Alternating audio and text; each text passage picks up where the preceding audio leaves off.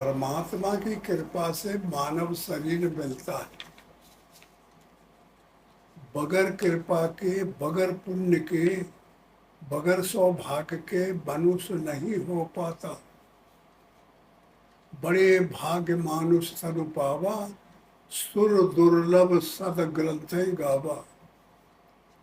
सद ग्रंथ पुण्य सब बताते हैं कि जब बड़े भाग्य होते हैं, बड़ा पुण्य होता है, तब मनुष्य पैदा होता है।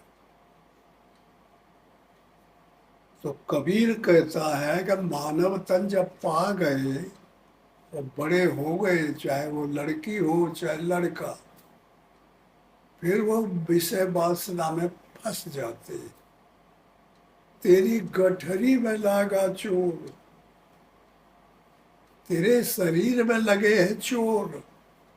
काम क्रोध लोभ मोह मद मत्सर ये परेशान तुम्हें कर रहे हैं।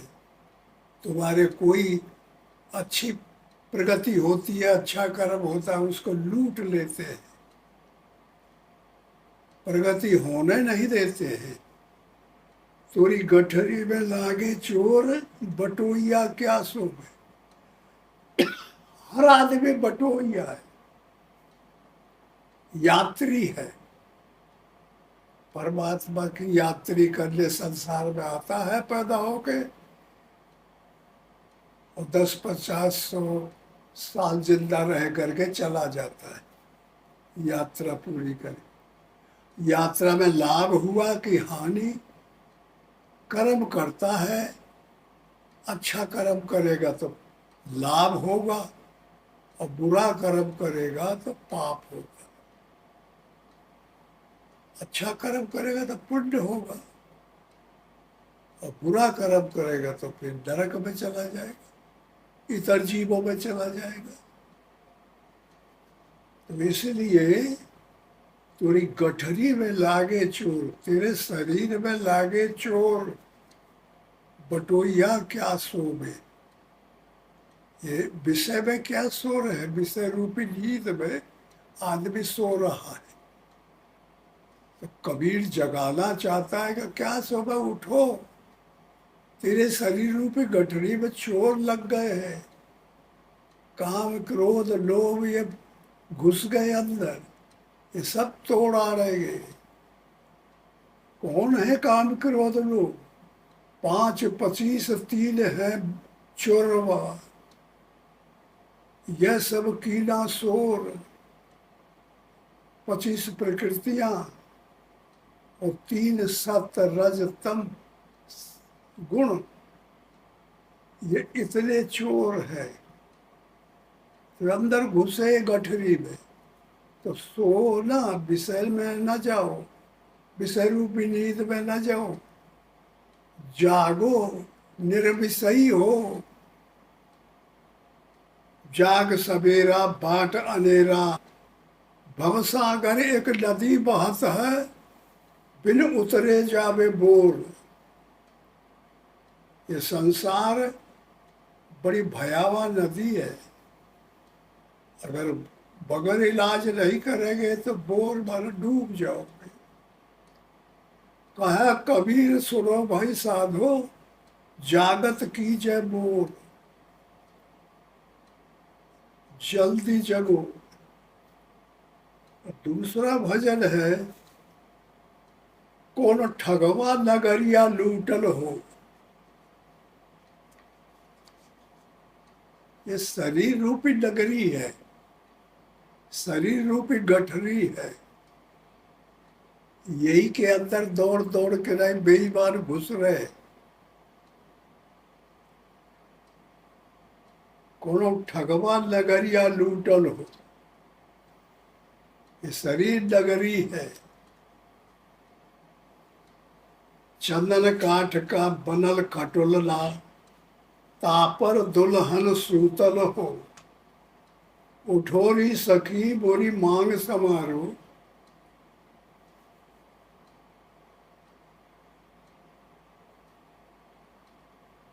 दुल्हा वो से रूठल हो।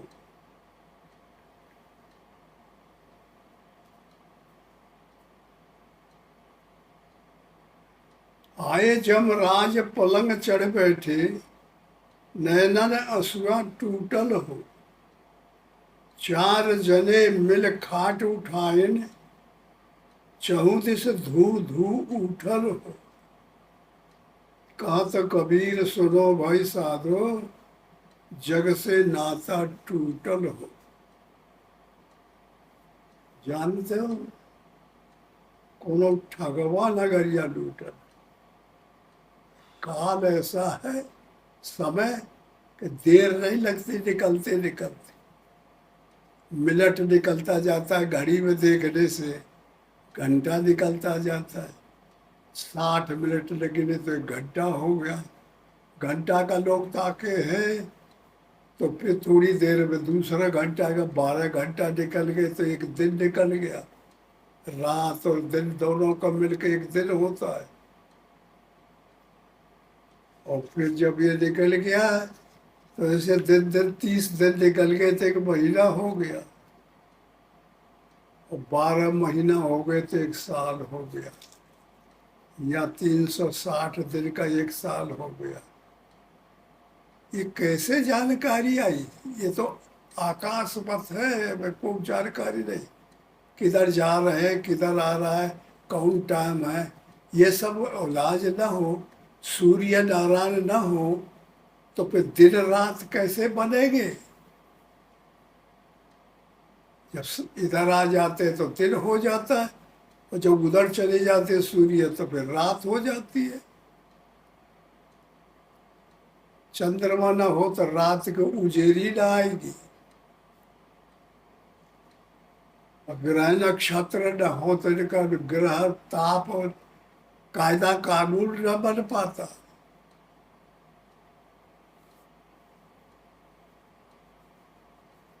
तो इस तरह से ये सब दुनिया बन के तैयार हो गई है। और गिनते गिनते गिनते गिनते साल हो, अरे क्या हम इतने साल के हो गए, फिर बढ़ते बढ़ते बढ़ते 50 साल के हो गए, और 60 साल में जो हो गया तो नौकरी से निकल गए, मास्टर से निकल गए, और फिर इधर उधर सब सफेद बाल हो गए, और फिर घबरा गए कि अरे अब तो बुढ़े हो गए, अब तो गड़बड़ा गया मन, ताकत क्षीण होती चली जाएगी।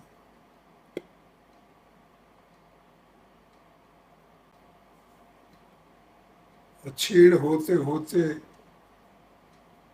ठिकाना नहीं रह जाएगा, सब ताकत कमजोर हो जाती है, इंद्रियों में कमजोरी आ जाती है, सब जगह आ जाती है, शरीर कमजोर हो जाता है, करने की क्षमता नहीं रह जाती है, कर्तव्य नहीं कर सकते।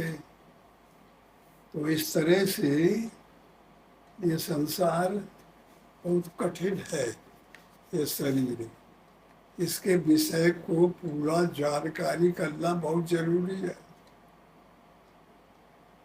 कैसे आए, और फिर देखते कौन ठगवा, ठग कौन है? ठग यही है काम क्रोध लोभ सब। ये ठग आए शरीर के अंदर, शरीर को तोड़ देते हैं, इसको बिना बुराई में ले जाते हैं। इंद्रियां हैं परेशान करती हैं, तो आदमी एकदम फिर 50-60 साल के बाद कमर टेढ़ी होने लगती है और बुढ़ा हो जाता है, और दुबला दुबला हड्डी निकल जाती है। तो फिर चंदन काठ का बना खटोला, बहुत से यंत्रों का बना हुआ खटोला है, परमात्मा का बना हुआ है। वो खटोला पर चढ़ बैठता है काल, टोर मरोड़ के धर देता है, तो मट्टी बन के रह जाता है, आत्मा निकल के उड़ जाती है। तो इसके पहले इलाज करना चाहिए कि इसमें कोई आए ना पाए, बेईमानी ना हो पाए, अच्छे कर्तव्य करें, अच्छे ढंग से चले, संयम से रहें, काम क्रोध लोभ मोह मद राक्षस है, इनसे बचना चाहिए। ये भजन यही बताते हैं साधकों को कि हमको इस ढंग से पालन करो। और जो साधक कबीर के, तुलसी के, सूरदास के भजनों को याद करता है, वो फिर शांति प्राप्त कर लेता है। तीसरा भजन है, रहना नहीं देश बिराना है। ये जो देश हम लोग मानते हैं कि हमारा देश है, ये अपना देश नहीं है, ये बिराना है, दूसरे का देश है। यहाँ हमको रहना नहीं है। हर आदमी घर बनाता है, घर को छोड़ के चला जाता है, घर पड़ा रह जाता है। धन कमाता है, धन पड़ा रह जाता है, आदमी चला जाता है। कोई यहाँ रहने नहीं आया कभी, न रहने को जगह है। इसलिए साधक को चाहिए कि परमात्मा एक ऐसा तत्व है जो इससे अतीत है, अलग है और इसमें शामिल नहीं होता। वो अगर उसका अंश है तुम्हारे स्वरूप में, परमात्मा का अंश आत्मा है सबके अंदर, बस इसको जान लिया जाए और इस पे आचरण पर चला जाए।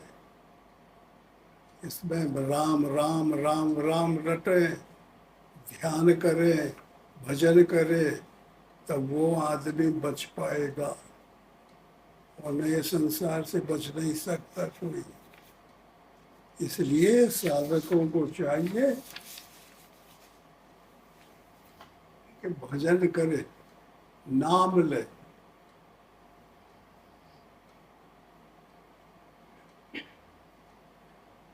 वाणी चार है, बैखरी, मध्यमा, पशंती, परा। बैखरी ये वाणी है जो राम राम राम जैसे हम जप रहे, इससे जपा जा सकता है, लेकिन इससे बहुत मामूली फायदा होता है। क्योंकि इस वाणी को सब लोग सुनते हैं तो सब ले लेते हैं, तो सबके पास से चली जाती है, तो एक आदमी को प्राप्त नहीं होती। और मध्यमा है कि शब्द न निकले और जपा जाए, ऐसे भगवान का नाम जपा जाए और शब्द न निकले, सुनाई न पड़े, उसे थोड़ा सा लाभ होता है। और मध्यमा वाणी है यही। और पशंती वाणी तीसरी जो है, वो जिब्या होठ न हले और फिर नाम लिया जाए, उसको कहते हैं पसंती वाणी। जीभ न हले, दांत न हले और फिर उच्चारण करो।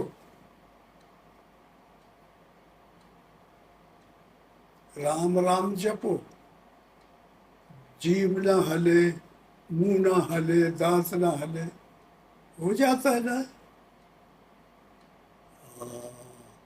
वो पशंती वाणी है, उसके जपेंगे तो बहुत बड़ा लाभ होता है।